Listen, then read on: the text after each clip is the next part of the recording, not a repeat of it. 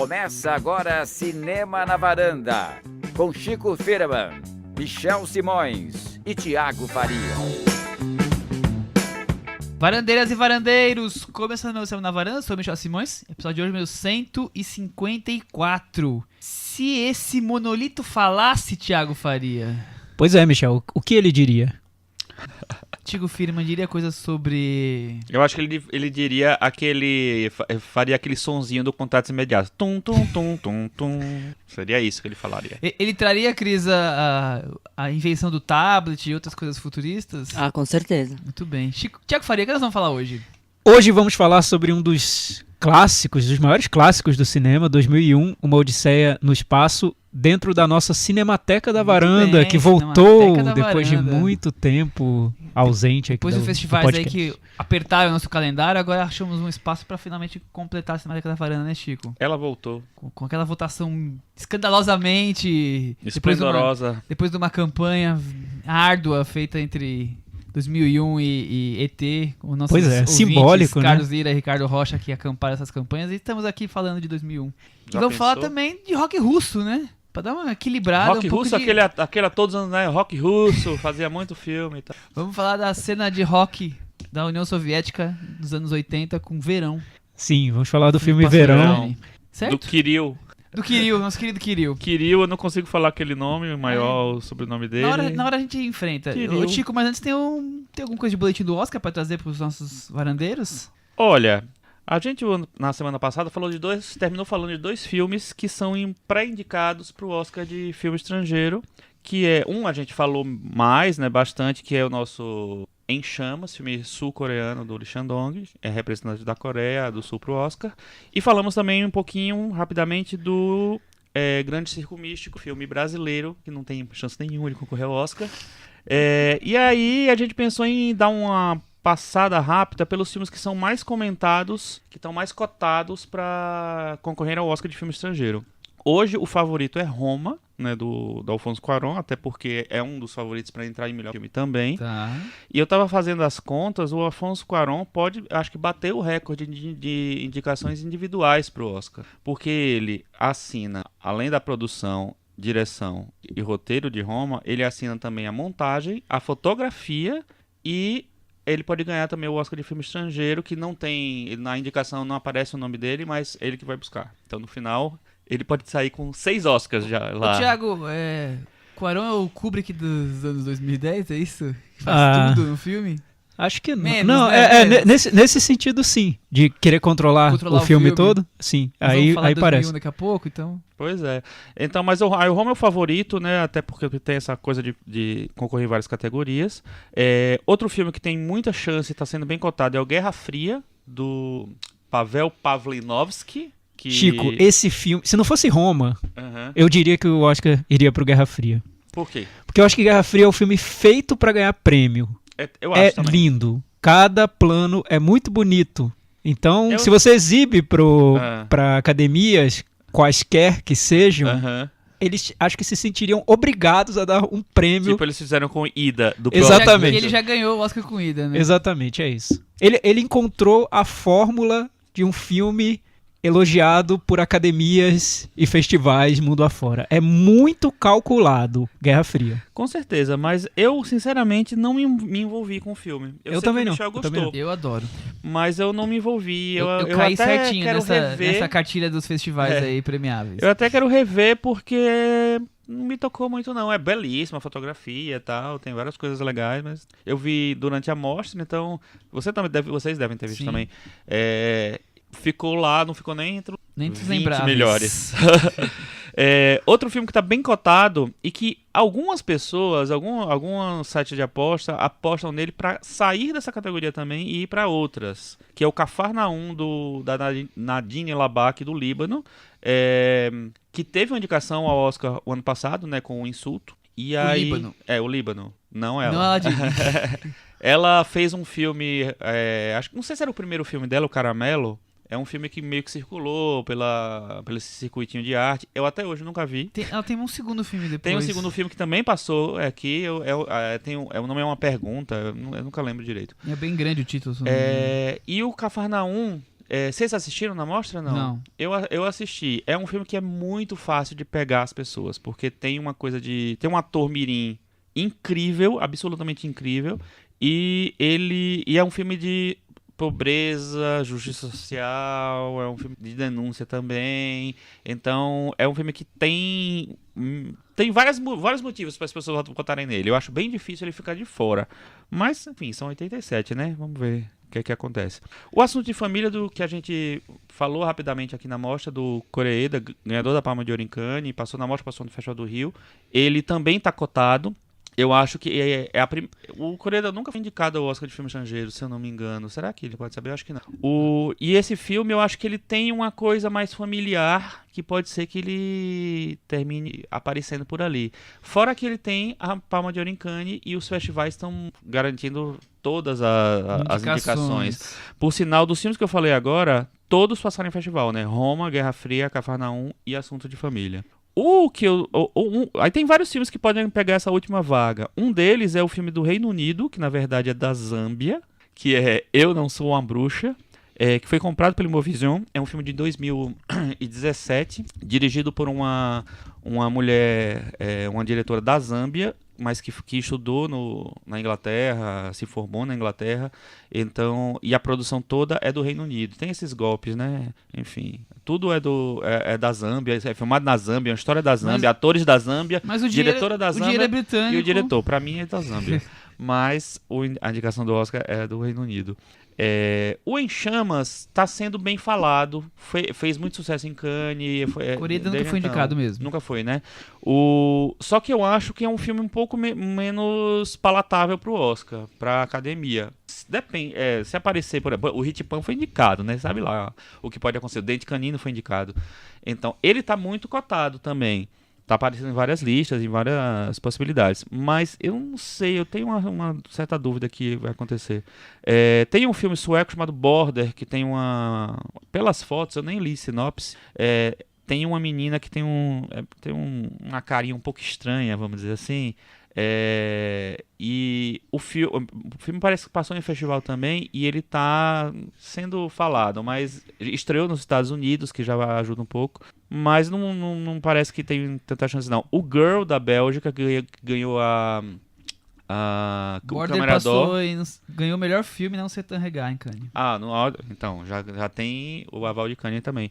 O Girl, que ganhou também Cannes, e o Câmara d'Or. Cannes realmente, cada vez mais a gente tem certeza, né? Que foi o melhor Cannes de todos os tempos, né? Ganhou o Câmara d'Or, é o filme da Bélgica, ia passar no Festival do Rio, mas desistiram de última hora. Rolou aquele boato que ia passar no Netflix, não, até hoje estamos esperando. E tá cotado também, mas vamos ver o que vai acontecer. Um filme que passou a ser cotado, principalmente porque o diretor teve um filme indicado recentemente, que foi O Braço da Serpente, o Ciro Guerra. O filme novo dele, O Pássaro de Verão, que passou no Festival do Rio,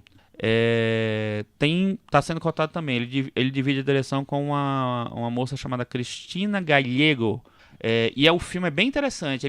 Ele é tipo um poderoso chefão na Colômbia indígena. Dá pra entender, mais ou menos isso? Dá pra entender. As tribos indígenas têm um que lidera ali. É uma família que vai virando uma coisa mafiosa, uma coisa com...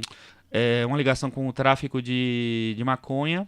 E aí vai acompanhar essa família durante muitos e muitos anos. É bem interessante o filme. E tem um filme que chama O Confeiteiro, que tem uma temática LGBT, que é o filme de Israel. Israel é aquela coisa, não precisa fazer nada que preste e já é cotado pro Oscar, né? E tá sendo meio badaladinho também aí. The Cake Maker é o título internacional.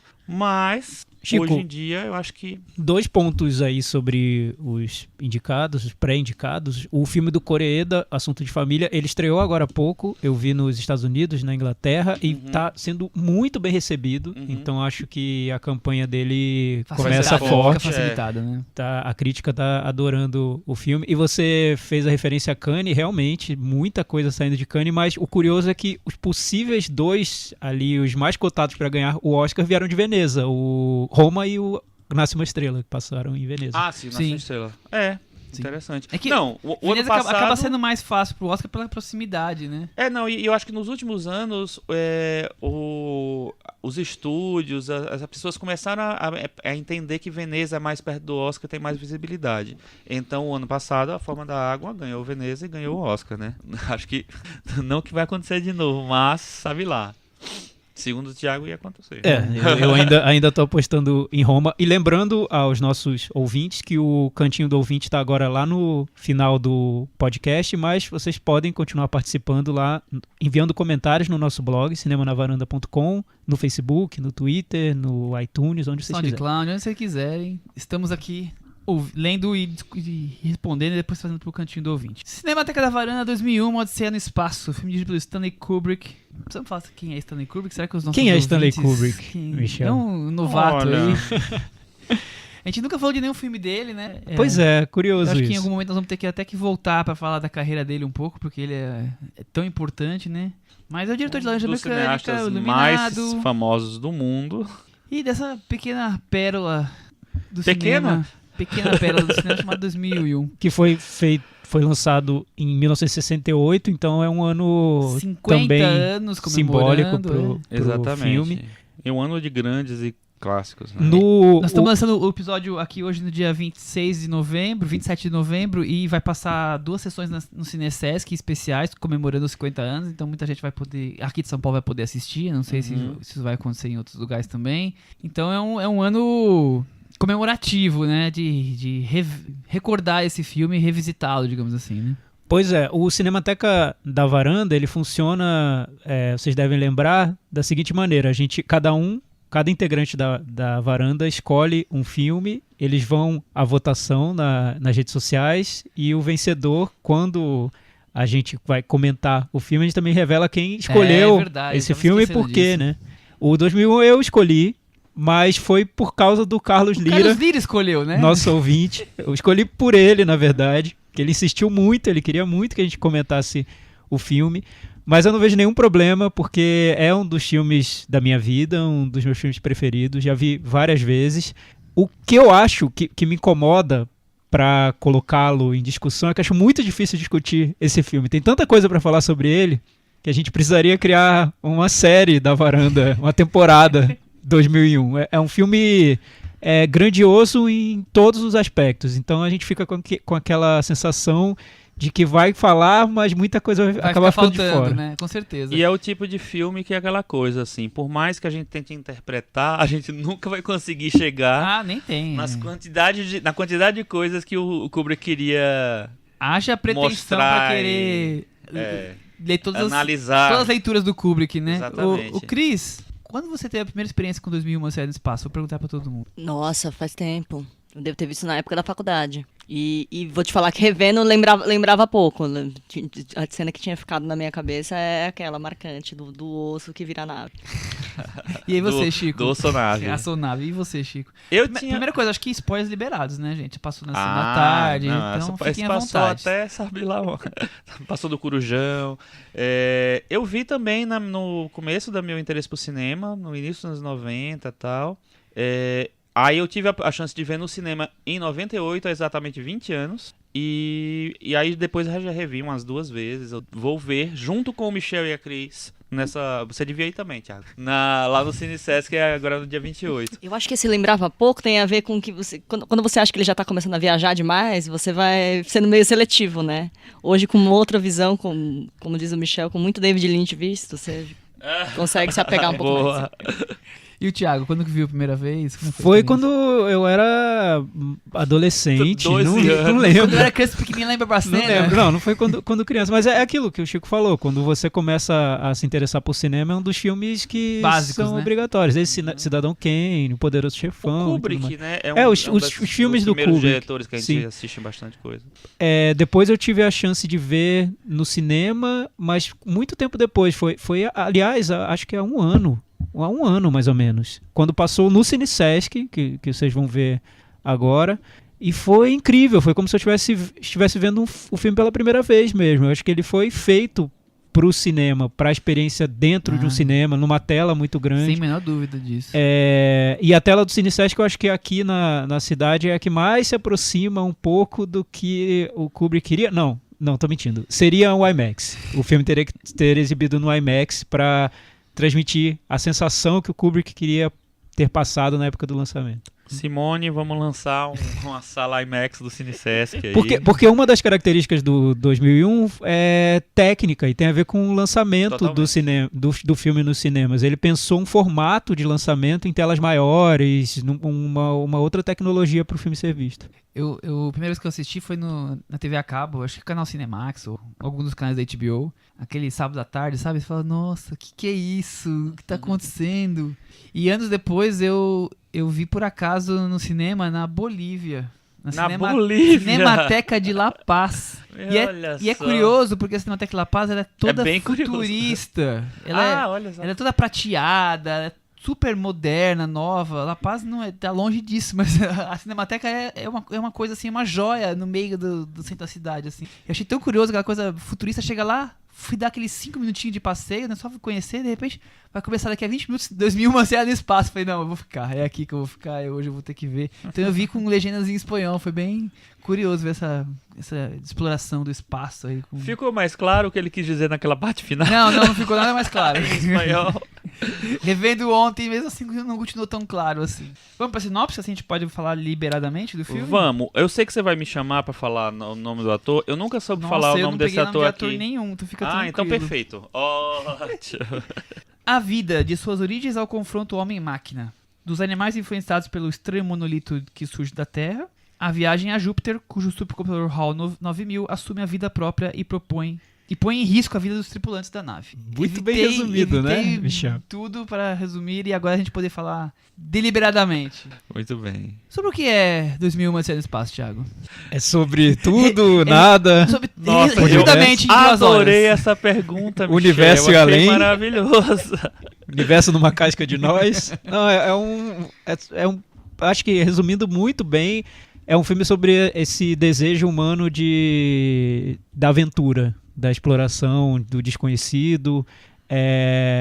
O Kubrick resume um pouco esse desejo da aventura humana no tema da viagem espacial, que era um tema muito em alta nos anos 60, quando o filme foi feito, e que fascinou o Kubrick de tal modo que ele embarcou num projeto que foi muito além do cinema, e virou um projeto quase científico mesmo, uma pesquisa de exploração de possibilidades de abordar esse tema. O resultado é um filme que até hoje, para mim, ele é muito diferente de qualquer outra coisa. Ele é quase o monolito em formato de um filme. A gente não sabe muito bem o que ele é, qual é o formato dele. E o que a gente sabe é que ele influenciou muita gente, mas que ninguém conseguiu provocar o impacto que o 2001 ainda provoca, né? Porque eu vi recentemente no cinema e a sensação que eu tive foi de que eu tava vendo um filme sem igual, algo único mesmo. Mas eu acho que é aquele tipo de filme que cada vez que você vê, você... Novas leituras, tem né? nova leitura, tem um novo detalhe que você não se tocou, não pegou da outra vez, assim. É um filme que ele se renova realmente a cada visita a ele. O Chico, e se esse monolito falasse? É o nome do episódio, hein, gente? Então, eu tô aproveitando essa pergunta. Olha, então, o Thiago já respondeu, né? Se esse monolito falasse, sai de baixo. Ele diria, ouça Cinema na Varanda. Acho que é importante contar um pouco sobre a época em que ele foi feito. O filme foi feito. Lembrando porque que tá na corrida espacial. Sim, era uma época 60. tanto da corrida espacial. Quem viu recentemente O Primeiro Homem, aquela época ali, era o que estava acontecendo. O Kubrick, ele estava saindo de Doutor Fantástico, ele tinha acabado de lançar o Doutor Fantástico, e foi um filme muito elogiado pela crítica, foi um sucesso para ele em todos os aspectos, foi um sucesso de bilheteria e de crítica, então ele era o grande diretor dos anos 60. E ele tinha feito Spartacus antes também. Enfim, o que aconteceu no Spartacus é que foi um filme de grande estúdio, foi super elogiado também, mas deixou no Kubrick um trauma que foi o fato de que ele não conseguiu controlar o filme da maneira como ele queria. Isso. A partir do Spartacus, ele decidiu que todo o filme dele teria controle absoluto dele. É meu e só meu. Ninguém mexeria, ele faria o que bem entendesse. Ele abriu uma produtora chamada Polaris e começou a desenvolver projetos. Depois do Doutor Fantástico, ele se interessou muito por essa história da exploração espacial, as pesquisas científicas da época, e teve essa ideia de fazer um filme de ficção científica. O problema é que, na época, filme de ficção científica era uma arte tão de baixo clero quanto cinema de pornô. Era visto como algo muito banal, B total, muito né? B. E o próprio Stanley Kubrick não gostava da maior parte dos filmes de ficção científica que tinham sido feitos até ali. Mas eu acho que quase ninguém gostou. Não sei. Aqui as pessoas viam como filmes de entretenimento, né? É porque, no geral, a ficção científica naquela época era entretenimento. Tinha um outro filme e tal, principalmente saindo de Hollywood ou dos filmes falados em inglês, tal, porque, na verdade, 2001 não é exatamente um filme americano, né? É uma coprodução, mas é um filme mais britânico, talvez, enfim. Mas naquela época realmente foi um choque, eu acho, para as pessoas chegar no cinema para ver uma ficção científica e ver 2001. É porque, então, o Stanley Kubrick ele queria fazer um filme de ficção científica, mas além disso ele queria fazer uma pesquisa científica sobre esse tema. E o filme meio que é o encontro entre essas duas intenções. Quando ele quis fazer o projeto, ele perguntou para as pessoas que ele conhecia quem é o grande cara que escreve ficção científica e pensa o tema da exploração espacial no momento. E indicaram para ele o Arthur C. Clarke, que além de escritor muito já respeitado na época, ele estudava essa questão da exploração espacial, ele era chefe de uma associação de astronomia, ele morava no Sri Lanka nessa época. Então, Nossa, Lanka. Pois é. E aí eles entraram em contato e daí Perto nasceu... daquela tribo que devorou não. Tudo bem, vai. Eles entraram em contato e daí veio uma parceria que foi a origem do filme mesmo. A origem do filme veio dessas conversas entre os dois. Depois o Arthur C. Clarke apresentou um conto que ele tinha escrito chamado A Sentinela. Apresentou vários outros contos que também formaram a ideia inicial do filme. Daí ele se mudou para os Estados Unidos, começaram a trabalhar na pré-produção.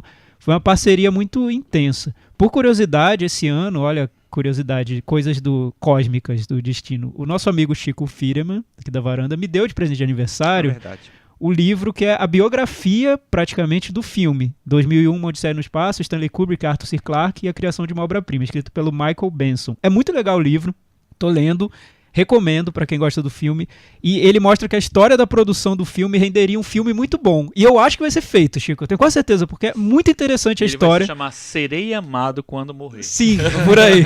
É muito interessante a história. Você vê como o processo de criação do 2001 tirar uma ideia do nada mesmo, ninguém tinha feito algo parecido, como fazer um filme que ninguém tinha feito e transformá-lo em realidade, é incrível a história dele. Uma coisa só que você falou, porque assim, o filme, ele é parte parte não, né, mas assim, existe o conto do Arthur C. Clarke, mas o filme não é exatamente o roteiro adaptado, tanto é que no Oscar, o filme concorreu a alguns Oscars, concorreu a direção, roteiro original, direção de arte e efeitos visuais. Só ganhou de efeitos visuais. Inclusive, na exposição que teve do Kubrick na Miss, né, tinha o Oscar lá. Na verdade, devia ser uma cópia, né? Claro que era. Uma cópia. Que ele ganhou porque ele também fez os efeitos visuais, pra ver como ele queria ter controle total dos filmes que ele fazia. Mas isso é muito... É outra loucura, outro delírio do projeto, Chico, essa história do roteiro, porque o Kubrick, ele queria que o Arthur C. Clarke escrevesse o roteiro do filme, mas ele sugeriu que o roteiro fosse um romance, e não um roteiro técnico, como se faz em Hollywood. Ele falou, olha, escreva um romance, a gente apresenta esse romance para os estúdios para vender o filme, e depois a gente filma. Faz o que quiser. Depois a gente filma, tá tranquilo. Então o Arthur C. Clarke foi escrever o romance 2001, junto com o Kubrick, trocando ideias com o Kubrick, enquanto o filme estava em produção, na pré-produção, e depois foi feito um roteiro que o Kubrick mal seguiu. O que tá na tela... O que se diz é que o filme não tem roteiro, porque não tá nem no livro que ele escreveu pro filme, nem no roteiro feito depois. O Kubrick mudou muita coisa durante o processo de filmagem. O roteiro foi na montagem, né? Provavelmente. Foi. O final do filme, então, eles passaram muito tempo sem saber como encerrariam o filme. Passaram muito tempo sem saber. Algumas pessoas acham que eles não souberam. Ele não encerrou ainda, né? E a própria imagem do monolito demorou para ser definida. Por vários momentos, o Kubrick queria colocar uma figura de um extraterrestre. Mais ou menos um ET do Spielberg, sabe? Um extraterrestre na tela. E o Arthur C. Clarke convenceu o Kubrick dizendo que seria muito improvável que uma existência extraterrestre tivesse esse formato, que seria algo que o ser humano não consegue compreender. E depois de muita conversa, muitos debates, apareceu a figura do monolito. E para convencer o Kubrick não era moleza. Imagina, né? Imagina. Então, parabéns, Arthur. Cris, você reviu o filme ontem? Foi. E como foi a experiência? Foi uma experiência lynchiana mesmo, assim. Mas eu acho que o mais surpreendente é ver como ele é, assim, esteticamente muito rico, né? A Copa que a gente viu estava muito boa. Então, a estética dele não envelheceu, assim. Ela perdeu muito pouco. Você percebe que ela perdeu muito. Exatamente. Que ela, Ele é ela, muito ela- moderno, né? ele é muito moderno. São poucas coisas que são datadas. Eu tava brincando lá com o Michel. Eu falei, tá vendo? Ó, ele já tinha tablet, já tinha FaceTime, já tinha tudo. Já tá, os conceitos estão lá. As cores, ele né, essa coisa que você tem muito até hoje na decoração mesmo, na decoração moderna, na concepção dos espaços do minimalismo, mas com cores fortes, tá tudo lá. Os conceitos que estão até hoje estão lá. Eu acho. O visual é uma marca, o visual dos filmes é uma marca grande do Kubrick, né? Todos os filmes dele têm algum impacto visual. E 2001, sempre que eu revejo, eu fico impressionado com isso, assim. Adoro aquela roupa de astronauta vermelha, cara. Nossa, a Cris ficou babando. Falou, onde eu compro? Eu iria pra uma festa de fantasia com aquela roupa. É o que ela tava pensando, certeza. E tudo ali foi muito estudado, até a parte de figurinos, a composição toda do filme, eles entravam em contato com pessoas da NASA, técnicos mesmo. Eles queriam saber como seria o futuro. É um delírio, né? Mas de uma maneira realista, digamos. O mais próximo possível, né? E o que eu acho que o filme dura muito tempo e ele ainda impressiona hoje, porque o Kubrick ele tirou boa parte dos elementos que deixariam o filme muito datado. Vou dar um exemplo. O início do filme ele começa na alvorada do homem, então tem A aurora do homem. a aurora do homem, e tem aquela luta, aparece o monolito e aquilo desperta uma luta por poder entre os hominídeos, né? Digamos, Macaquinhos. os ali. macaquinhos. E nos contos originais do Arthur C. Clarke, aquele início era muito mais um início de sci-fi mesmo. Chegava uma figura alienígena naquela região, tinha uma briga entre eles e tal. Quando ele resume essa presença alienígena num monolito, um objeto estático, indefinido, ele dá uma longevidade muito grande para o filme. O filme ficaria muito datado se o início fosse uma luta entre um extraterrestre e aquelas figuras do passado, né? Então acho que as decisões do Kubrick, cada decisão ali de deixar o filme minimalista, preciso, sem que a fantasia fosse muito extravagante, fez com que o filme se tornasse mais impressionante nos dias de hoje, eu acho. Todas as opções dele eu acho que abrem espaço para filosofar sobre a existência, sobre a vida, sobre a própria duração do homem, sabe, o futuro. Acho que tem muitas e muitas em cada... Eu acho maravilhoso essa ideia do monolito causar a discórdia, digamos assim, como o Thiago falou, a busca pelo poder, a agressividade. Eu já acho uma coisa incrível. Depois a famosa cena, a Cris disse que é o corte mais famoso do cinema, que vai para a espaçonave. E pra mim talvez seja a parte mais hipnotizante do filme, seja a parte espacial, mas não quando tá na viagem. Essa parte pré, que são a nave voando, os planetas e aquela trilha sonora... É o Danúbio Azul, né? Danúbio Azul do Strauss, né? Tocando. Isso. E os movimentos das espaçonaves são no ritmo da música, ou pelo menos você consegue Ele ler faz dessa balé, forma. né? Eu acho, assim, hipnotizante. E depois de ter, sei lá, uns 20 minutos anteriores que ainda não teve nenhuma fala aí, e já teve tanta coisa que você já pôde refletir e viajar na cabeça, só aquela primeira, sei lá, aquele primeiro 1 hora de filme já é uma coisa, assim, hipnótica. Eu fico ali imaginando, sei lá, 1000 coisas. Por isso que eu falei, a Cris falou brincando aí do David Lynch. Eu acabei vendo muito Twin Peaks, o episódio, temporada mais recente aí, quer dizer, o David Lynch 8. pode ter bebido no 2001 e eu não lembrava, somente a parte da viagem no tempo, lá mais pra frente. Falei, nossa, isso aqui tá muito o que o David Lynch fez, né? Sem dúvida, o filme, especificamente, é um dos filmes mais influentes, realmente. De O Thiago todos, falou isso, né? É um filme que influencia em vários aspectos, né? Assim, visual, de concepção filosófica do Spielberg, universo Ridley Scott, mesmo. William Friedkin, todos disseram que foram altamente influenciados por 2001 e Odisseia no Espaço. Mas eu acho tão interessante isso, como o filme influenciou tanta gente, mas influenciou um pouco na estética dele, quando na verdade o projeto do filme era um projeto de explorar o desconhecido mesmo. Tanto que o próprio Kubrick não fez um filme parecido com 2001, depois de ter feito 2001. Não dá pra dizer que num filme pós 2001, o Kubrick tenha se influenciado por ter repetido 2001. Não, é um filme muito único na carreira dele.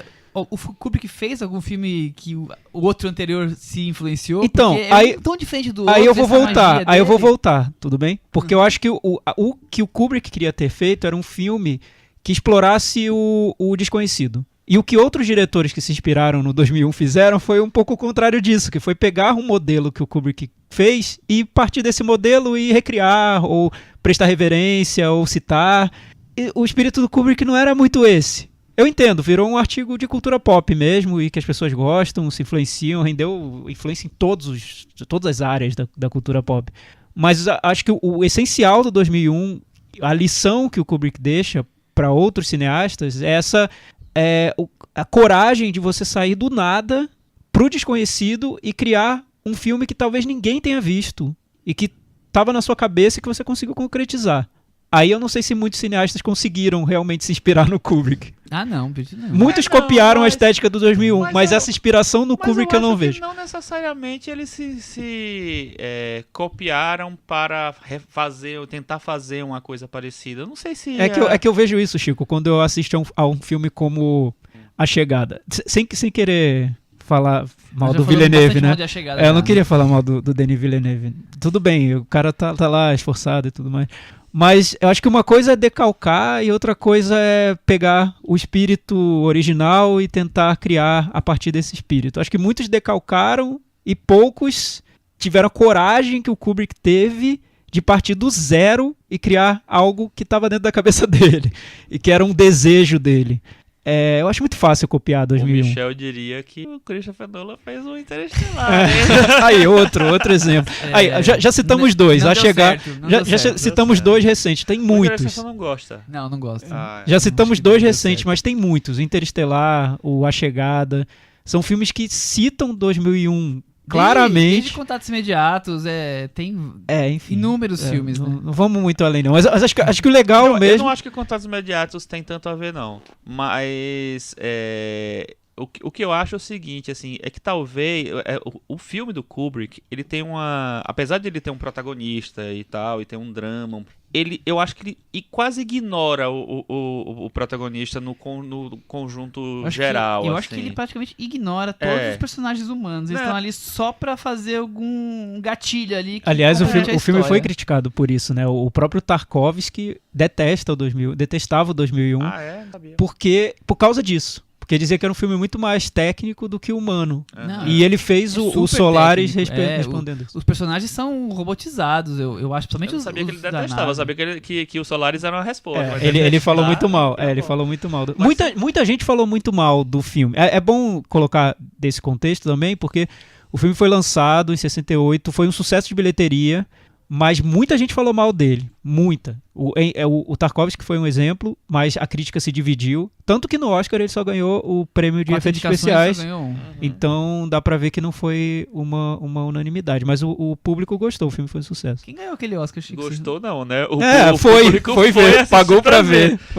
Em 68 foi o Oliver. Do Carol Reed. Também era interessante nessa época, porque como a televisão era uma ameaça, entre aspas, para o cinema, os estúdios estavam interessados em investir em grandes filmes que provocassem esse efeito na tela grande. Antes dele teve um filme chamado A Conquista do Oeste, que também foi bem épico, grandioso.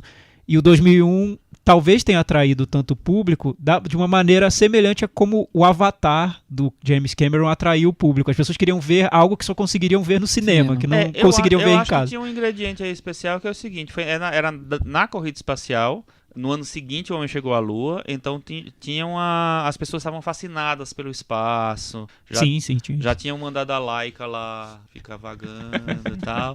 Então as pessoas queriam ver, e o filme visualmente realmente é escandalosamente lindo, né? Um filme incrível e muito criativo. Mas Chico, não é curioso isso? Eu li e eu fiquei me perguntando, não é curioso que esse filme tenha sido um sucesso? Então, mas aí eu acho que as pessoas É não pelo vão pra novo, ver, né? pra Pelo ver diferente. É, né? e pra ver a tecnologia mesmo. Eu acho que nesse sentido faz sentido que muita gente só viu a técnica, que muitos diretores só se inspiraram na técnica, porque realmente a técnica era muito fascinante e muito revolucionária pra época. Como a gente falou, os filmes de ficção científica eram mais bobos. Existiam alguns exemplos ali, mas no geral a ficção científica era entretenimento e não chegava no nível técnico que o Kubrick chegou ali, né? Depois que a gente foi ver filmes mais bem acabados de verdade, mais bem pensados, mesmo filmes mais pop, tipo Guerra nas Estrelas, antes do 2001, eu não tô lembrando exatamente, mas não tinha tantos filmes que tinham tanta... A preocupação estética, né? Não, nem preocupação. Eu acho que eles nem conseguiam dinheiro pra bancar projetos desse. Até porque o Thiago falou, a ficção científica era uma coisa uma coisa de entretenimento. É interessante, barato. é interessante, Chico, isso que você falou, que no livro do Michael Benson tem um trecho que ele fala de uma conversa que teve entre o Kubrick e o Arthur C. Clarke, que o Arthur C. Clarke ele mostra vários filmes de ficção científica que ele gostava. Ele fala, olha, Kubrick, tem esse filme aqui que é muito bom, esse é ótimo, e apresenta pro Kubrick. O Kubrick vai lá, assiste, volta e fala pro Arthur C. Clarke, eu nunca mais vou seguir suas recomendações, esses filmes são horríveis. Então, existia. Alguns filmes antes de ficção científica eram feitos com esse propósito um pouquinho mais filosófico, um pouquinho mais de exploração das possibilidades da criação humana, enfim. Mas o Kubrick achava que eles estavam num nível ali muito aquém do que ele esperava colocar na tela. E aí você fala do uso de música clássica no filme, que é maneira melhor de mostrar que esse filme não é entretenimento barato do que mostrar um balé com música clássica, enfim. O Kubrick tinha essa ambição, na verdade. Fora outra coisa, assim, pelo menos na década anterior, nos anos 50 mais, nos anos 60 ainda tinha, a ficção científica era uma maneira de falar da Guerra Fria, do momento político, de uma maneira lúdica, barata. Então, era uma outra coisa. Ninguém fazia ficção científica para filosofar sobre o sentido da vida, a existência, o futuro e tal. A ficção científica era muito mais... tinha um objetivo muito mais direto, mesmo que fosse direto político. Ele não era totalmente sei lá, away do que estava acontecendo. Ele tinha a ver com o que estava acontecendo, mas trazia para uma coisa de entretenimento. Então a ameaça dos discos voadores era a ameaça da Rússia. Então tinha várias coisas ali, várias leituras políticas, mas era tudo muito por mais que existisse a fantasia, era tudo num plano muito barato, muito, muito factual, vamos dizer assim. Era como se usasse a ficção científica para falar sobre os nossos problemas mais mundanos. Mais mesmo. mundanos, exatamente. Assim. E o Kubrick e o Arthur C. Clarke, eles tinham esse objetivo de falar para além, né, do... Para o infinito e além. O Arthur C. Clarke tinha uma ideia, uma ambição filosófica de pensar em como o ser humano evoluiria para além da Terra. Ele via, a partir de várias leituras de outros autores e tudo mais, a Terra como uma etapa transitória do ser humano. O ser humano teve as etapas iniciais da evolução, agora o ser humano está na Terra e a exploração espacial seria um passo da evolução. E a partir desse passo, o ser humano se tornaria algo maior do que ele é. Então essa é a ideia, um pouco, a origem do que está no 2001. E realmente, se você imaginar a cena final, que o personagem se transforma num bebê gigante, você tem essa ideia do renascimento, né? De você transcender, você explora uma outra escala tecnológica, sai do planeta, encontra uma vida fora do planeta e a partir desse encontro você renasce, ressurge como uma super força diferente de tudo que a gente conhece. Essa é a ideia filosófica que o Arthur C. Clarke tinha. Então vai muito além de uma ficção científica sobre a Guerra Fria, sobre a luta entre Estados Unidos e a União Soviética. Não. É outra ambição, é bem maior. Muito bem, vamos então entrar mais na parte filosófica. O Thiago acabou de trazer o tema da vida aí, que acho que é uma das coisas fortes que o filme tem. Outra coisa é a questão da evolução. O filme começa lá, sei lá, 4.000 anos, 3.000 anos, quantos anos antes da era moderna, né? Até o futuro. O filme vai além do futuro. Acho que bem antes, né? Sei lá quanto tempo. Então, que tem de filosofia aí, Chico, que você Não, é isso. Eu acho enxerga? que assim, o que eu falei no começo, assim, eu acho que cada vez que você vai ver o 2001, você vai ter uma nova interpretação, você vai descobrir um detalhe. Mas eu acho que basicamente ele fala de existência e da transformação, de como qual é o próximo passo. E é tudo muito misterioso porque é tudo muito misterioso. E aí eu acho que ele encontra uma maneira, sei lá, de transcender esse pensamento lógico, assim, indo para esse aspecto mais filosófico mesmo, de tentar, sei lá, capturar o que a gente tem de coisa mais factual do que existe hoje, assim, e as perspectivas para o próximo passo, para o que vai acontecer. Sei lá, é um filme que eu acho que a ciência entra em contato com a filosofia de um jeito que não sei se aconteceu outra vez. E acho que você nota, enquanto vê o filme, e é verdade, depois que você lê sobre o processo, que o Stanley Kubrick e o Arthur C. Clarke não estavam só discutindo qual a melhor maneira de contar uma história, de contar um filme de ficção científica. Eles estavam discutindo sobre qual é o próximo passo do ser humano na conquista do espaço. A dominação espacial. Eles estavam discutindo questões da vida e não só do cinema. E isso está exposto no filme. O filme é bem... Muita gente critica e criticou por ser um filme muito solene, muito sério, né? Enquanto que a ficção científica é um gênero que sempre foi mais popular, mais despretensioso, irreverente, mas é porque eles realmente estavam discutindo isso de uma maneira muito séria. É pra valer, né?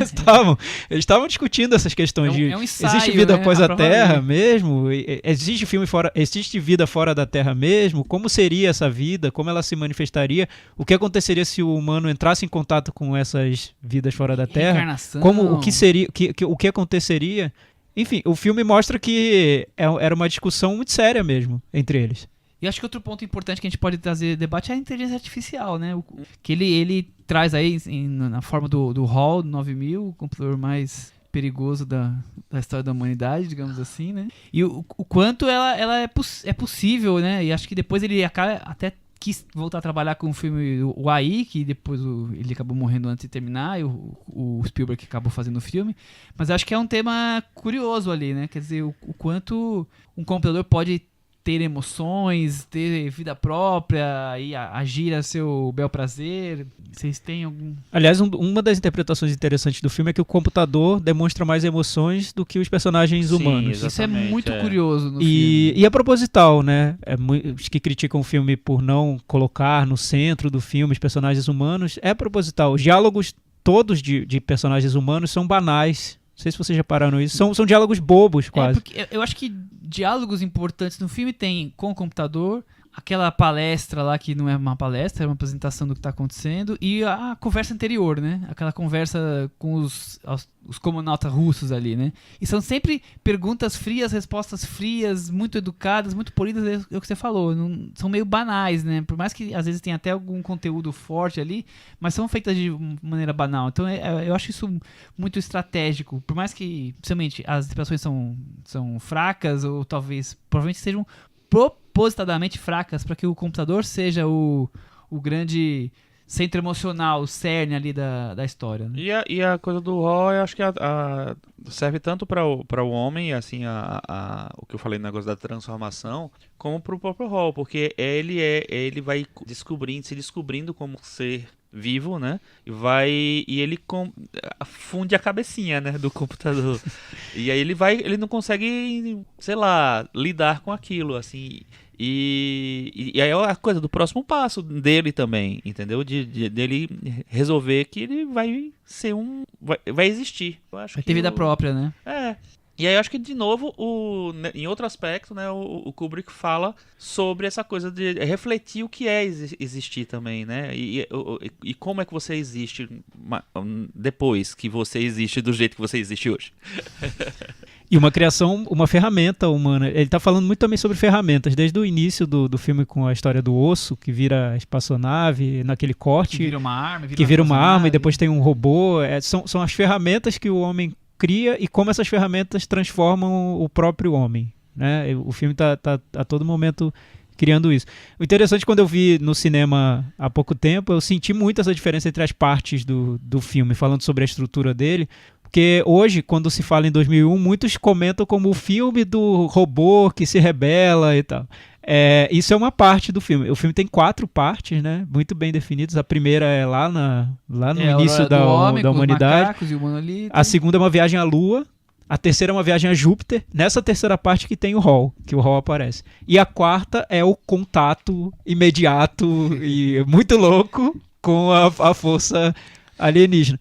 Essa estrutura do filme já era muito incomum para a época, né? Um filme em 4 partes, geralmente os filmes têm 3 atos, né? Ou contam uma trama que tem um começo, meio e fim. Ele fez um filme em 4 segmentos e que o contato entre esses segmentos é muito...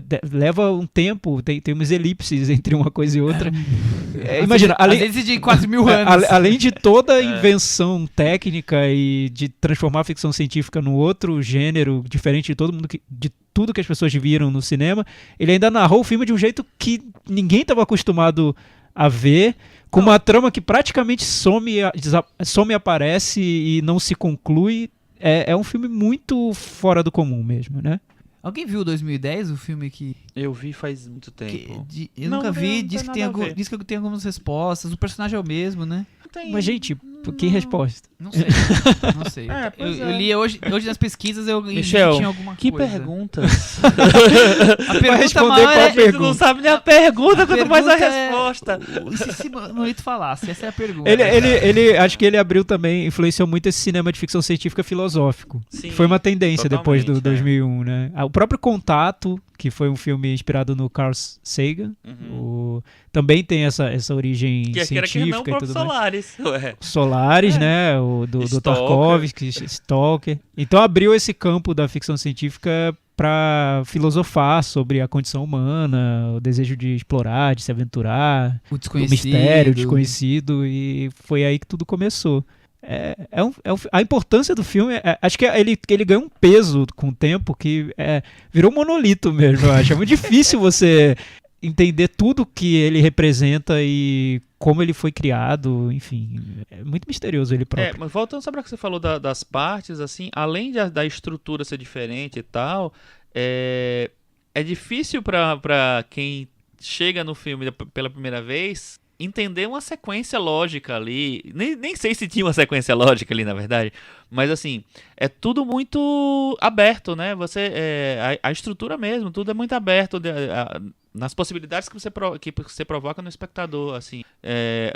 O espectador que quer uma historinha que se amarre, que isso gere isso, que gere aquilo, não vai encontrar em 2001 mesmo, né? E assim, para consolo do espectador que sentiu isso que o Chico falou, eu senti também quando eu vi pela primeira vez, é que o próprio Kubrick e o Arthur C. Clarke eles estavam perdidos por boa parte do processo. Eles não sabiam como o filme seria concluído, eles não sabiam qual seria a trama. Passaram muito tempo tentando criar uma trama para o filme, abandonaram a ideia inicial, uma trama mais convencional. E o Kubrick, nessa época, ele estava questionando muito a necessidade de ter tramas com início, meio e fim nos filmes. Mas o que ele dizia sem a trama o filme vai ser um fracasso. Ele queria fazer sucesso também, mas sem uma trama. Então ele falou, a maneira de resolver isso, de fazer sucesso, fisgar o público sem uma trama muito forte, é deslumbrar o público de outra maneira. É como essa experiência de imersão numa outra realidade quase fantástica e levar o público na viagem.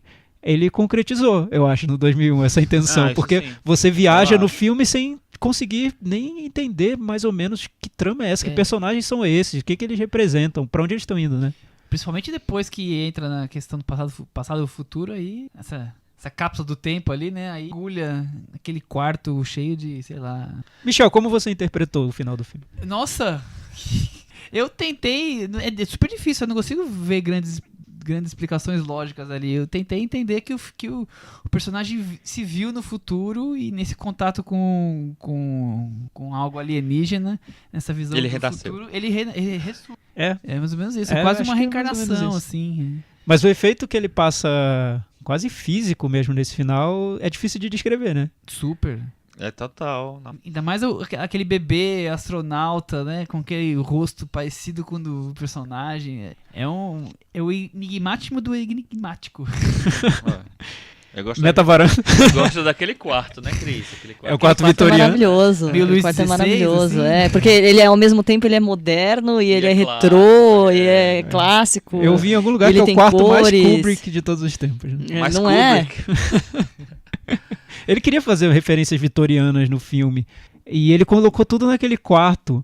É muito louco o processo do Kubrick. Que não se encaixa, ao mesmo tempo se encaixa. É que ele ali, queria ter né? feito isso em outros momentos no filme. Ele queria ter criado um robô que tivesse essa característica mais vitoriana, mas ele abandona e depois ele volta de outra maneira. O processo do Kubrick é enlouquecedor mesmo. Mas, enfim, ele abandona e retoma, mas de outras maneiras, em outro formato. Então, toda essa referência vitoriana que ele queria ter colocado no filme está dentro desse quarto. E interprete do jeito que você quiser, não tem muito como entrar lá. É bem isso. Vamos encerrar com 2001? Vamos, né? E deixando aberto para os nossos ouvintes comentários lá no nosso blog, cinemanavaranda.com, como vocês interpretam o final do 2001. Traduzam pra gente. O que vocês Sim. acham? O Carlos Lira vai mediar esse debate, né? O Casina vai dar a decisão final sobre o que se trata 2001 Odisseia no Espaço. Não, falando dessa parte estética aí, e aí pra fechar, tem um clipe do Blur que chama The Universal, que é dirigido pelo Jonathan Glazer, que é uma mistura do... É mais o Laranja Mecânica, na verdade, mas a música e a estética até da capa do single é baseada no 2001.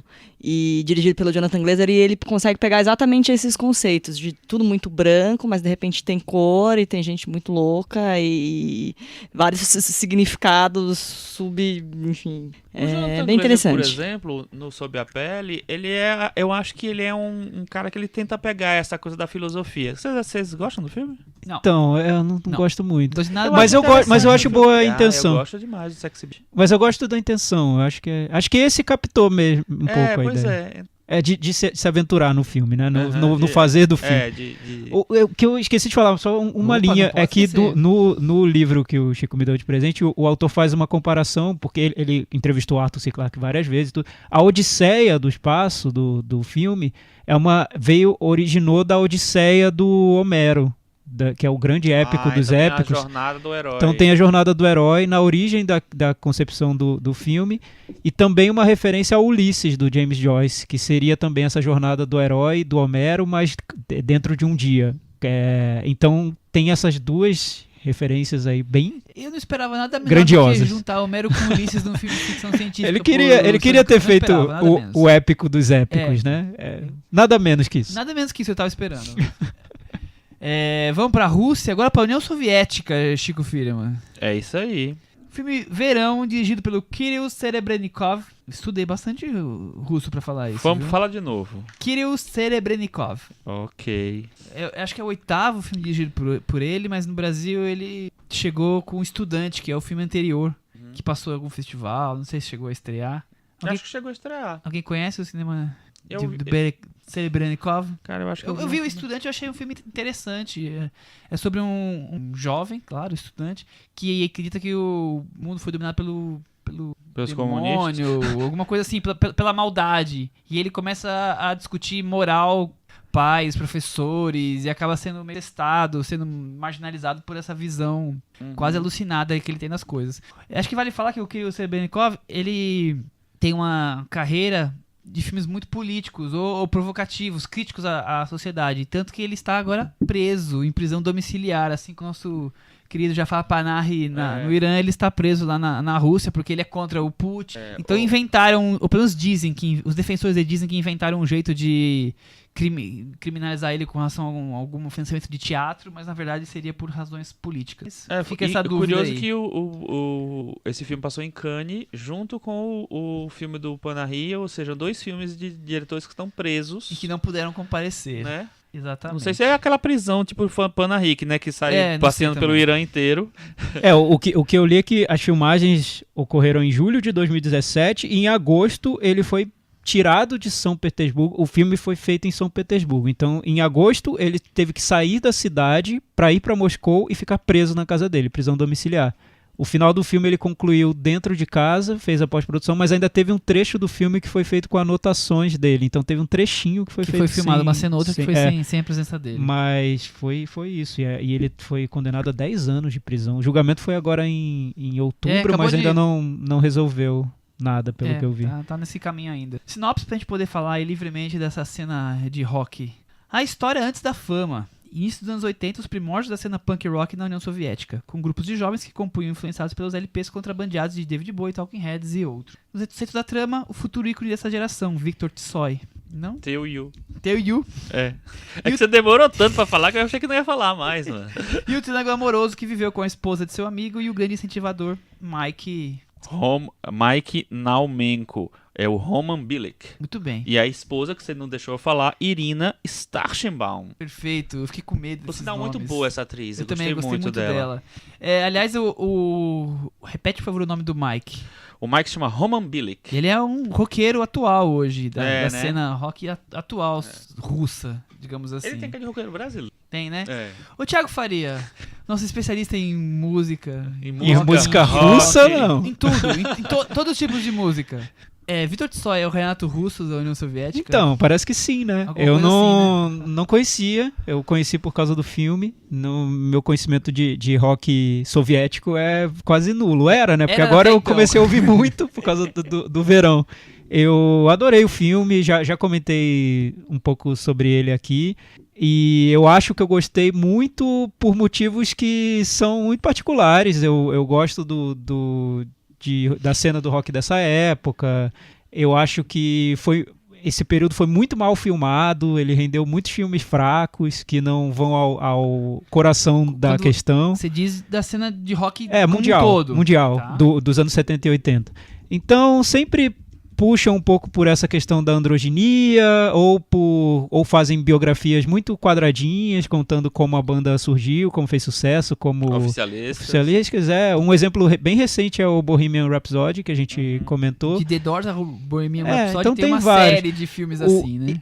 Então, pra mim, foi muito animador ver uma biografia de rock feita de um jeito muito solto, muito mais preocupado com a atmosfera do período e com as relações entre as pessoas que participaram daquela época, do que em contar como aquela música foi escrita ou como o efeito tal foi usado para gravar o hit, enfim, não é essa a intenção. Fugiu A intenção do padrão, né? é criar uma atmosfera. É um filme muito musical mesmo, ele tem muita música, tanto as músicas das bandas soviéticas, quanto as músicas que inspiraram essas bandas, as músicas ocidentais que inspiraram essas bandas. Eu, conversando depois com uma pessoa que eu conheço, eu recomendei o filme sempre com muita empolgação, porque eu gostei muito, então eu falo, você tem que ver, é um filme muito legal, é vibrante, ele traz uma energia que eu não estava esperando ver num filme supostamente tão nostálgico, saudosista e tudo mais. E aí a pessoa viu e falou, Thiago, pra mim não pegou, até ouvir o idioma pra mim foi um pouco incômodo, as músicas, eu achei o filme musical demais, senti falta do contexto histórico da época. Aí eu pensei, poxa, realmente, o filme não quer dar contexto nenhum, e nem o contexto musical mesmo, o filme tem interesse de deixar tão didático, mas a atmosfera pra mim foi tão vibrante que Já foi me bastante, contagiou. né? Sim. Mas o contexto eu acho que ele tá dado ali, assim, em como o show é todo controlado, como, sabe? Depois eu tava lendo que, Se assim... você quiser entender, você entende, né? aquela história do clube lá, era tipo assim, depois de muito tempo, eles conseguiram criar um clube para as bandas se apresentarem, não existia esse lugar. E aí, só que aí eles tinham que ter um controle muito rígido para poder, não sair do padrão, do esperado e tal, e aí fecharem o clube. Por isso que tem aquela coisa daquela moça lá controlando lá como é que vai ser. Não pode gritar, não pode não se levantar e tal. Então tem um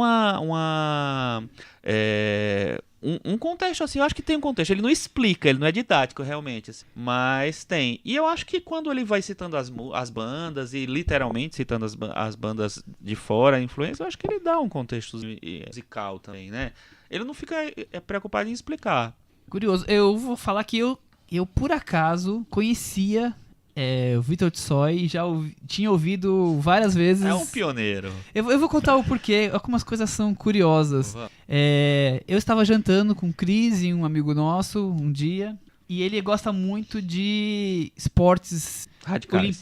olímpicos. E tênis também, mas principalmente esportes olímpicos, principalmente Olimpíadas de Inverno, que é uma coisa que não é quase nada difundida no Brasil.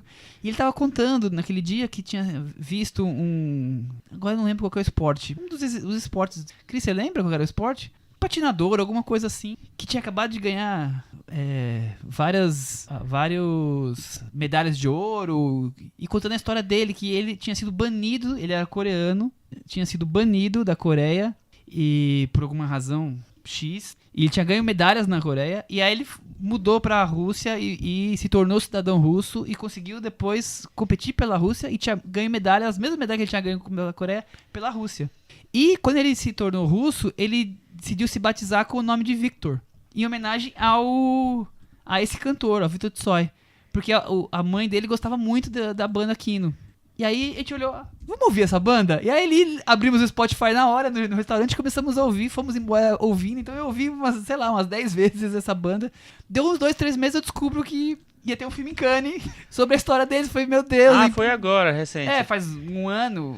Um ano não, foi em maio. Isso foi no começo desse ano, então, provavelmente. Então, eu queria dizer que foi você, muito curioso. essa trajetória do começo da Olimpíada pra você chegar na banda Kino do Victor Tsoi, me pareceu mais ou menos a trajetória que o do Odisseia no Espaço faz. Daria um filme, viu? Complexo, né? Impressionante. Claro que eu ouvi sem Bem entender uma palavra, mas eu achei a sonoridade interessante e curioso. Bem, eu acho que pro público brasileiro, de outro país também, que vai chegar ao filme, talvez seja até difícil entender que essa banda realmente existiu. Não, porque o filme não quer mesmo contextualizar. Ele não tem uma cartela no final que explica: depois desse show, a banda Kino virou uma das bandas mais importantes da União Soviética, vendeu vários discos e teve a Kinomania. Enfim, não tem isso no final do filme. Eu que estou numa fase que eu estou cada vez menos lendo sinopse, eu fui só sabendo que era um filme que passou em Cannes e que tinha a ver com música, porque eu vi o cartaz. Assim, não tava sabendo absolutamente nada. Vi, gostei muito do filme, me envolvi com o filme, cantei no filme. Cantei, não o russo, né? A parte russa, as outras. E tal, no filme. Aí depois que eu fui pesquisar, aí que eu descobri que existiam as bandas, que tinham todo um contexto lá, a movimentação era real, que existiu. Depois o filme que eu... Portanto, eu fui ver o filme com muita expectativa, porque eu já estava tá vendo? iniciado, digamos assim. E você foi ver um nisso. filme como uma biografia, né? Que é a diferença minha pra experiência do Chico e pra minha experiência, acho que foram parecidas, que a gente não foi ver o filme como uma biografia de rock, a gente foi ver o filme como um filme que tava lá na mostra e elogiado, vamos lá ver, né? Exato. Vale comentar que Kino quer dizer cinema em russo, né? É importante, que é o nome da banda do Vitor Tsoi.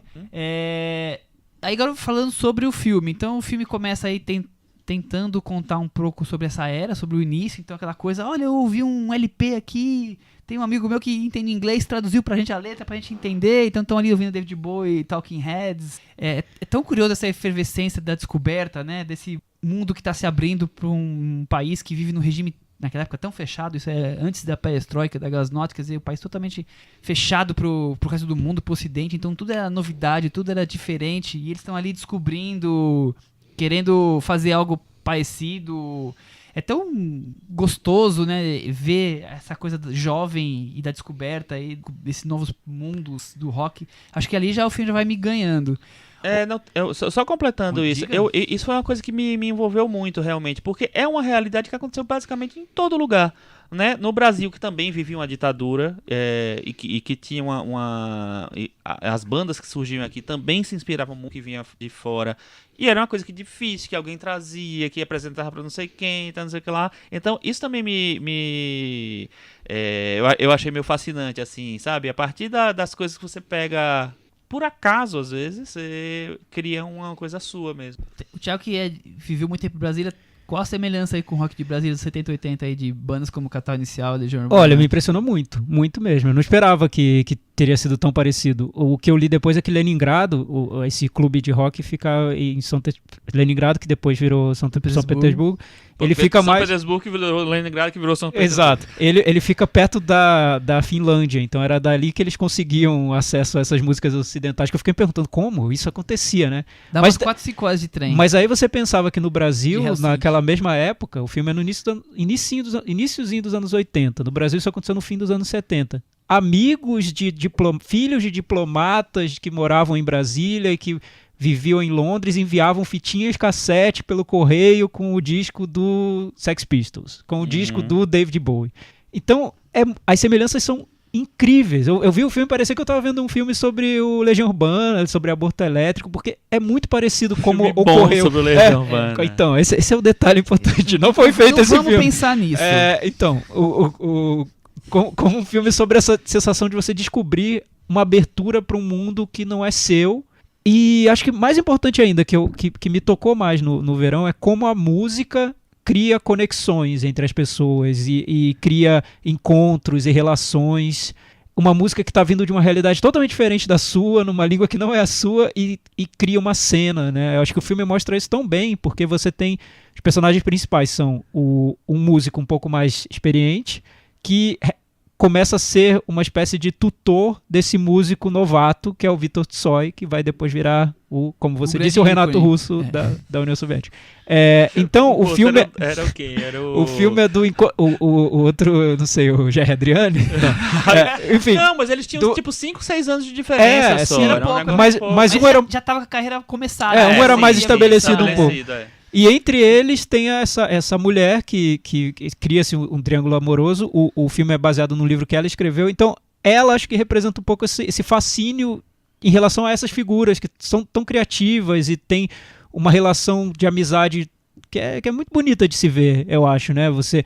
Um inspirando o outro e um dando um espaço pro outro aparecer e brilhar. Então, e ao mesmo tempo, uma rivalidade. Uma rivalidade, né, ali que subentendida, que você não sabe muito bem de onde vem.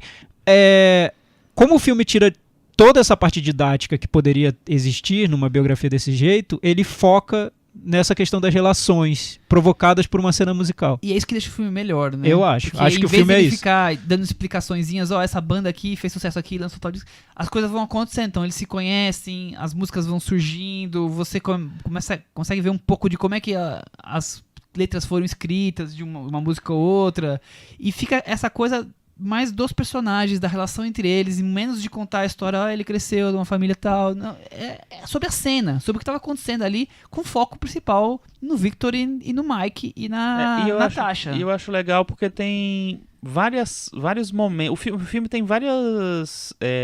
sei lá, vários momentos mesmo. Tem aquele primeiro momento que é quase lúdico, né? Eles vão chegando na praia, cantando, todo mundo no luau, compondo ali, montando a música. Bebendo que nem loucos. E tal, aquela coisa meio da juventude, sei lá, mais clássica, enfim. E aí depois você vai pra uma cena urbana que que tem um movimento acontecendo, você entende que tem uma outra coisa ali, que não é só são os jovens só se divertindo, fumando maconha e bebendo. Nem sei se tinha maconha, não lembro direito. Acho que não tinha naquela época lá ainda, viu? Não sei. Pega qualquer matinho e faz qualquer coisa. E aí tem isso. E depois que eu acho que os personagens tão ingênuos. Eles são tão ingênuos, tão assim, até porque anos 80, quer dizer, o que eles tinham de acesso cultural para poder refletir contra o regime, né? Pouco. Dostoiévski. Então, o pouco que eles tinham, eles usavam, né? Mas assim, que o filme mostra esse lado que é um pouco incômodo para quem defende o punk rock, o post-punk, o glam dos anos 70, é que as letras, os discursos eram muito inocentes. As letras são super inocentes. As letras do Quino, depois eu fui ouvir muito o disco que mostra a gravação durante o filme, que chama 45.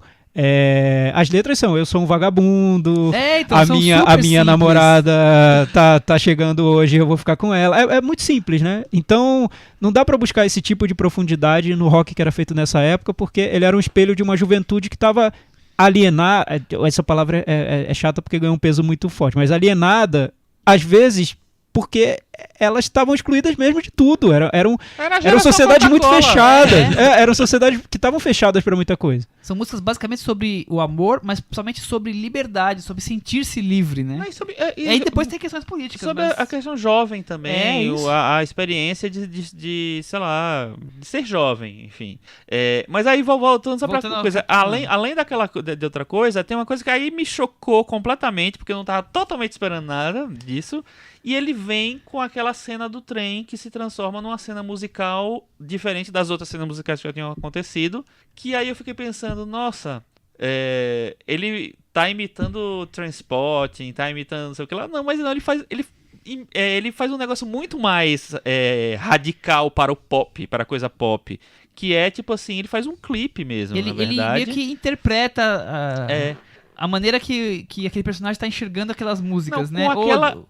Ou vivenciando ele elas. transforma num delírio ali, mais Isso, ou menos. delírio, boa.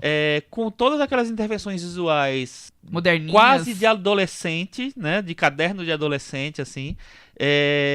Ali o filme me ganhou para sempre. Para É sempre. porque ele precisa mostrar as músicas que os personagens criavam e ele mostra muito isso no filme. Isso eu achei legal, porque, por exemplo, essa cena que você falou da praia, Tá. ele poderia ter parado na primeira música. Ele tem umas 3 músicas. Vai, ele volta, vai e cara. fica, O e filme- tem uma o filme digressão. Tem 2 horas e 6 minutos, né? Um muda uma letra ali, quer dizer, é vão uma criando viagem. juntos. Então, você nota que ele tá muito mais interessado no filme em mostrar como era a atmosfera da época, do que em contar uma Isso, historinha isso. muito linear. Mas aí ele precisa mostrar as músicas que influenciavam essa geração e que eram músicas que eles ouviam em segredo, né? Eram secretas ali pra eles. Aí esses trechos do filme, que são os videoclipes que o Chico falou, parece que são trechos que são passados na cabeça dos personagens, são da imaginação deles. Então o filme marca muito bem o que é o delírio e o que é o fato, Total. né? Eu fico lendo como se fosse um delírio, que ele vai sair, que nem o menino tá no trem, ele tem um delírio lembrando da música e imagina o que tá acontecendo. Depois ele tem um delírio num quarto onde estão em turma, e aí ele imagina o que tá acontecendo com a influência das músicas, né? Eu acho tão diferente isso. E eu acho legal criativo. terem usado as músicas óbvias, porque Não, o que isso acontece? também. Isso é um ponto que é muito acho que o filme pode ser criticado facilmente por vários aspectos. Esse é um deles, que é as músicas principais, as músicas ocidentais que são usadas são as músicas óbvias da época. Por exemplo, Perfect Day, do Lou Reed, Psycho Killers. Enfim, as músicas mais All the Young Dudes, as músicas que eram mais conhecidas. Mas o que eu acho Qual é aquela que do bonde mesmo? a do Bond eu não tô lembrando. A do Bond é Psycho Killers? A do Não, Bond Psycho é Killers do trem. a do Bond é The Passenger. The The Passenger. Passenger. Eu achei também muito Então boa. são músicas. E o engraçado, mais ainda uma conexão que The Passenger acabou sendo adaptada também pro rock brasileiro. Tem várias Mais conexões. uma ligação. Mas Sou passageiro.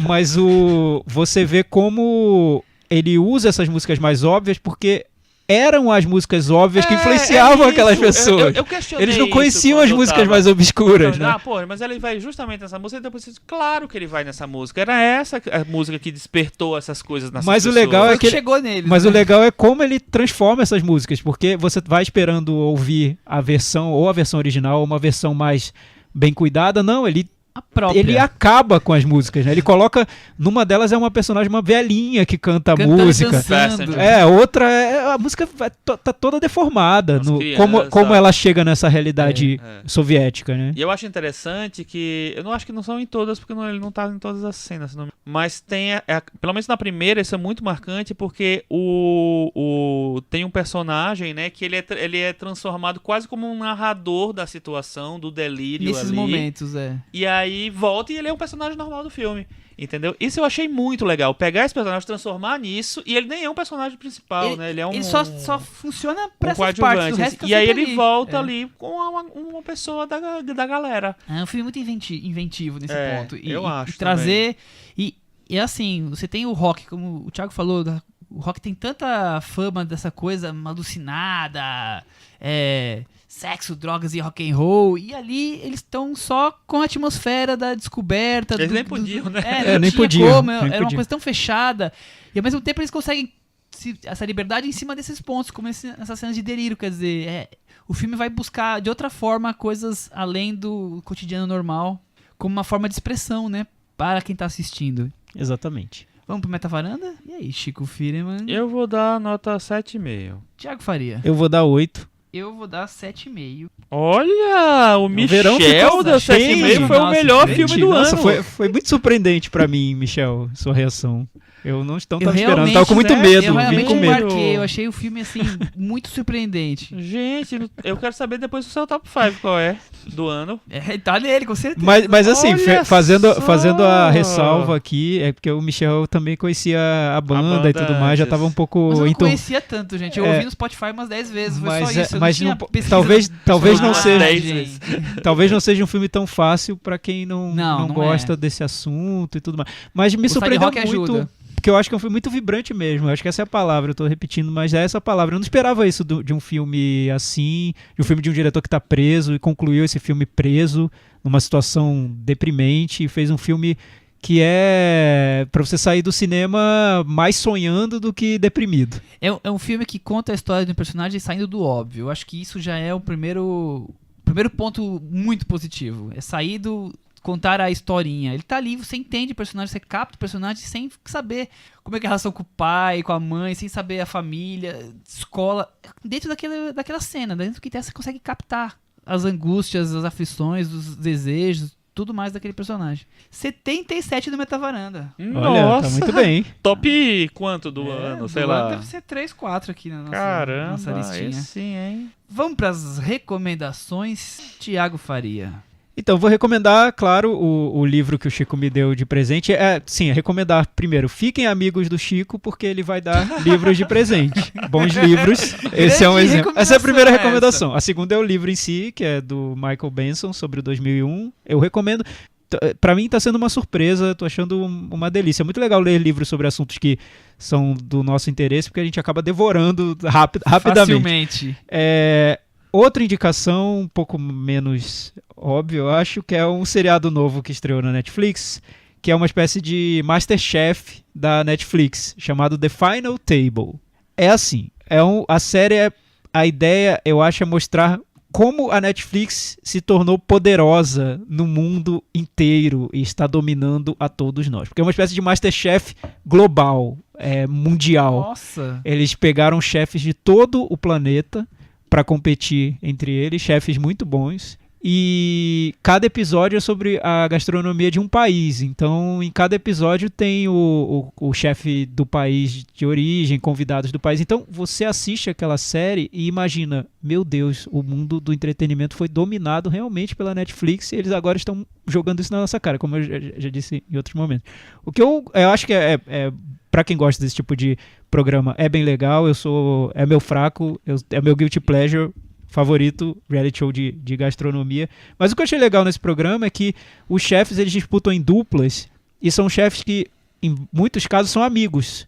Eles se tornaram amigos em algum momento da vida, mesmo morando em lugares muito diferentes do mundo, e agora estão participando juntos da competição. Então, os episódios contam a história da amizade de cada uma dessas duplas. E isso eu achei tão inusitado para esse tipo de programa e tão bem feito que acabou me tocando mesmo. Não sei se é feito tanta coisa, tanta série, tanto filme sobre essa questão da amizade, principalmente entre pessoas da mesma profissão, e a série, um reality show de gastronomia, acaba mostrando isso muito bem, vale a pena. E o episódio brasileiro é bem legal, é com a Helena Rizzo, do Mani. Muito bem, Mani. Recomendação pra cara, mas recomendação fortíssima. E qual é a sua recomendação, Michel Simões? Eu tava aqui caçando, porque eu não tinha encontrado uma recomendação, mas eu vou recomendar um filminho bonitinho que estreia na semana que vem. Um filme francês chamado A Excêntrica Família de Gaspar. Não é um grande filme, é simples, mas eu achei tão curioso a história de uma família que vive num zoológico, administra um pequeno zoológico. E vai ter o casamento do pai, e um dos filhos que não mora no zoológico está vindo, e aí encontra uma menina no trem e pede pra ela passar o fim de semana com ele como se fosse namorada, mas acabar de se conhecer. Porque tem algumas questões que ele quer mostrar uma namorada, ele quer se esconder, e aí depois você vai descobrir as relações entre família, irmãs, uma relação que se aproxima dos animais mais do que deveria.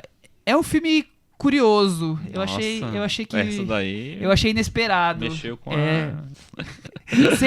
sem dissabores, digamos assim. Eu achei que vale a pena ser visto. Então, senta que a família Gaspar.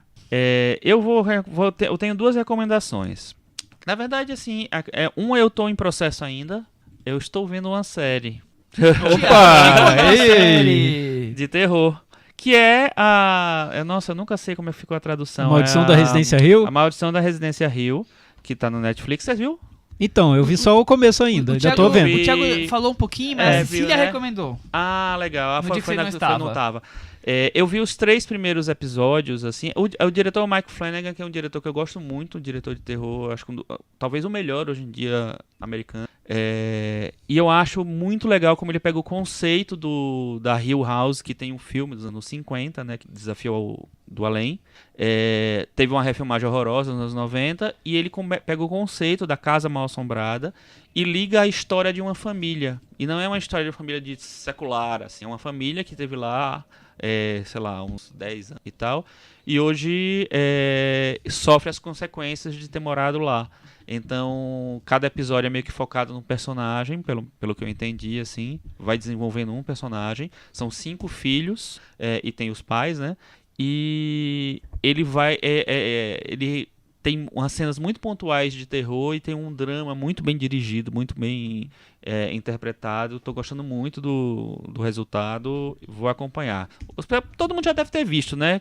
Porque saiu no Netflix, Não todos os é tão episódios estão lá, recente. são 10 episódios. Mas é pra dizer que eu voltei para as séries. Depois vou voltar para Muito bem. e tal. E o outro filme, a outra recomendação, é um filme que na verdade ele não tá mais em cartaz em São Paulo. Talvez esteja em algumas cidades do Brasil, mas tá na entre safra, daqui a pouco ele deve aparecer nos streaming já, que é um filme que me surpreendeu muito, que chama Ponto Cego, Blind Spotting, um filme que passou em Sundance no início do ano, e estreou bem na época da mostra. Inclusive distribuidoras não estreiem filmes muito bons na época da mostra, na época do Festival do Rio, porque complica a vida da pessoa cinéfila, né? A pessoa vai e perde o filme porque vai ver os outros filmes e tal, enfim. E o Ponto Cego é um filme que me pegou em cheio, assim. O projeto bem louco, assim. O protagonista é um ator negro, né? Um personagem negro que está numa como é que chama aquilo que você está numa condicional, ele faltam 2 dias para ele encerrar a condicional e voltar a estar Tá liberado. tranquilo, livre. E ele tem um grande amigo desde a infância que é branco.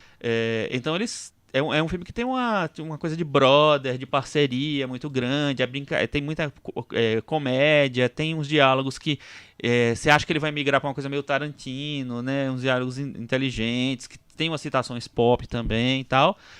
E de repente ele vira uma mega grande discussão sobre essa coisa do peso que o homem negro carrega por ser negro, né?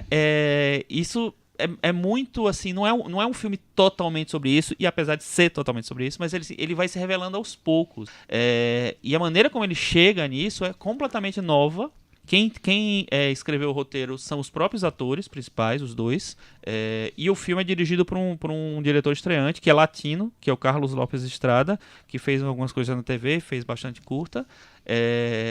E assim, a maneira como ele insere tanto essa coisa do cotidiano quanto a coisa da cultura urbana negra no filme, para poder falar dessa coisa dos fantasmas, vamos dizer assim, do fantasma da escravidão, das consequências assim para os dias de hoje, eu achei absolutamente sensacional.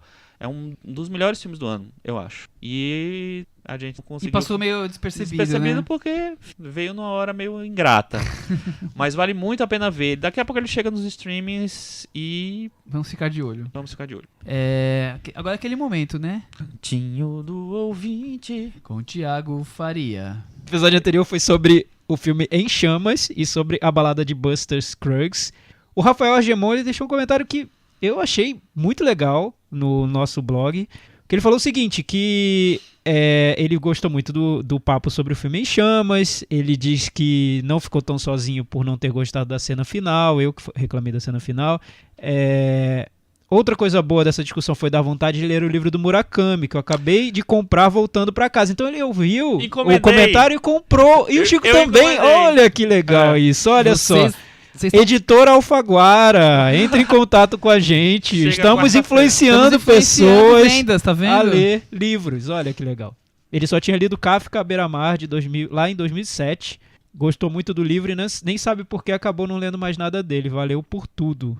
Muito legal. E ele fala que acharia melhor se o filme tivesse encerrado numa cena em que o rapaz, o protagonista, finalmente se inspira e resolve escrever. Rafael, eu concordo com você, tipo, 180%. E é isso, devia ter terminado ali, teria sido um final maravilhoso. Eu não concordo porque eu acho que na primeira vez que eu vi, eu concordaria até. Mas na segunda, pra mim, deu outra perspectiva. Pois é, lá no Facebook... O Facebook foi agitado essa semana, hein? Foi bem legal. Tivemos vários comentários também sobre o Em Chamas. Um deles da Márcia Schmidt, que foi citada aqui na varanda. É verdade. Será que eu citei certo? Será que eu falei exatamente o que ela falou? Acho que sim, porque ela gostou aqui da Eu teria citação. criticado. Ela disse que a cena da varanda no filme é sim a cena do ano, na opinião dela. E sobre o Murakami, o escritor que deu origem ao filme, ela lembra que ele saiu do Japão e foi morar nos Estados Unidos. Isso fez com que ele ficasse numa fronteira entre Oriente e Ocidente, talvez mais universal. É isso. Eu tinha esquecido de mencionar esse ponto, mas é verdade. É uma informação que faz realmente a diferença, né? Por você ela também entender fala como ele... do Faulkner, né? Que tá ligado ali. É o conto tá. que inspirou o Murakami a escrever, o conto que inspirou Em Chamas.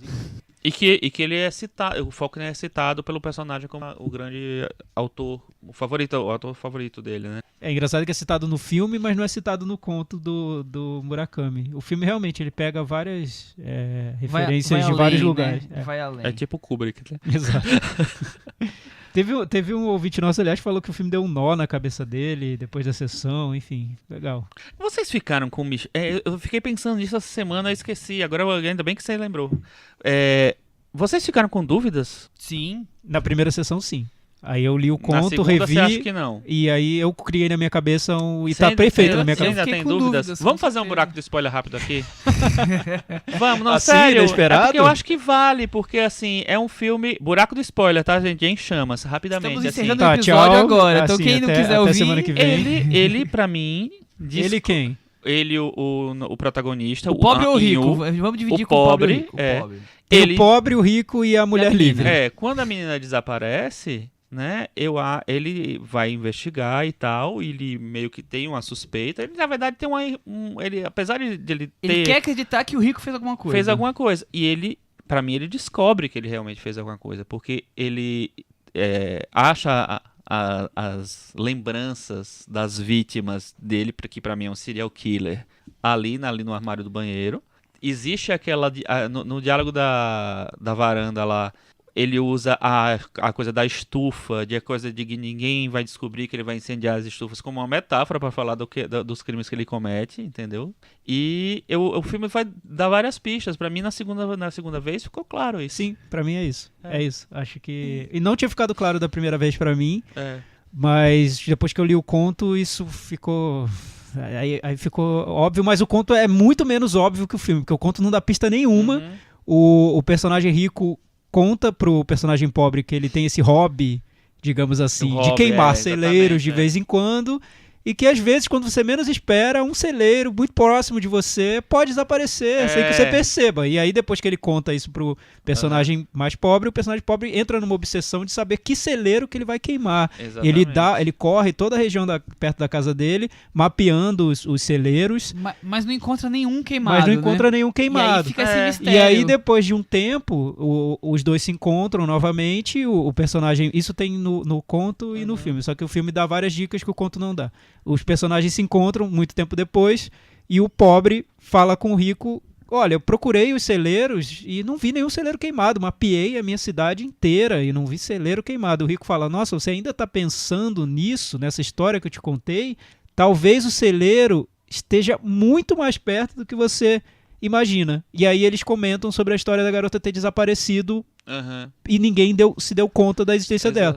Quando o rico fala que a garota era uma pessoa que não tinha relação com ninguém a conhecia, era uma garota quase invisível. Era E aí fácil de você desaparecer. faz a conexão com um trecho que também tem no livro e que abre o livro, que é a história dela abrindo uma laranja invisível, que não existe. E ela fala que para fazer essa história da pantomima, né, o segredo é você esquecer que aquele objeto não existe. Então, no final das contas, o que o conto mostra e o filme também, de uma outra maneira, é que aquela personagem era uma personagem que ninguém percebia a existência. Ela estava vivendo no mundo, mas ninguém percebia. O único que percebia era o personagem principal. O menino pobre. Eu vi tudo isso. Eu imaginei tudo isso, era a forma que eu tava me explicando.